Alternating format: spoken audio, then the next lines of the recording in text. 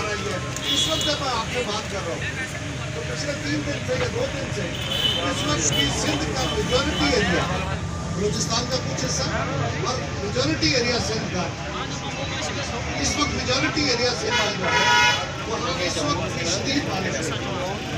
अभी वो वेव जो है चलती जा रही है। अल्लाह करे ये आफत आसमानी जो है ये जल्द खत्म हो और ये आसमान की तरफ से नहीं आई, ये अल्लाह की तरफ से नहीं है, ये हमारे अपने कर्मों जन्मों का फल है। ये दुनिया भर में जो इस वक्त कार्बन एमिशन और हम अपने एनवायरमेंट को खराब कर रहे हैं, सारी दुनिया के लोग मिलकर, जिसमें पाकिस्तान का हिस्सा बहुत थोड़ा है। हम दुनिया के जो कार्बन है जो एनवायरमेंट खराब हो रही है या प्रदूषण फैला रहे हैं, उसमें पाकिस्तान शायद 1 या 2% उसमें कंट्रीब्यूट करता है। लेकिन दुनिया के बड़े तरक्की याफ्ता ममालिक, ये जो आज अजाब हम पे उठा हुआ है, ये सारी दुनिया में बड़े बड़े ममालिक उनकी वजह से आया हुआ है। उनके यहाँ जो सड़कें रखी हुई है, उनके यहाँ जो इस वक्त अजाब है, बहुत बड़े बड़े दावे हैं।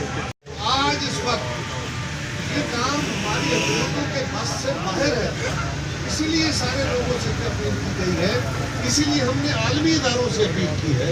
और इस वक्त ये बात कहना बहुत आसान है कि क्या किया जा रहा है, क्यों वहाँ तक नहीं पहुँचेगा। मैं आपको यकीन दिलाता हूँ कि जहाँ पे बोटें जा सकती है जा रही हैं, जहाँ हेली जा सकती है जा रहे हैं, जहाँ गाड़ियाँ पहुँच सकती है पहुँच रहे हैं, लेकिन और प्राइवेट सेक्टर बहुत बड़ा काम कर रहा है।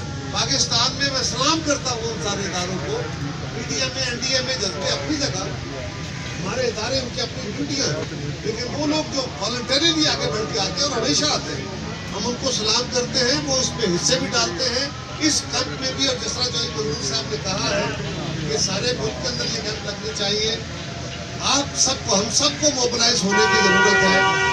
इस वक्त पहला काम ये है कि हम उन लोगों को जो उस इलाके में फंसे हुए हैं उनको वहाँ से निकाल सकें। उनको निकालने के लिए क्योंकि चारों तरफ पानी है, हेलीज वहाँ मैंने अर्ज किया ना कि जहाँ इस वक्त बारिश हो रही है वहाँ पिछले कोई 2-3 हफ्तों से बारिश है और पानी का निकास मुमकिन नहीं है।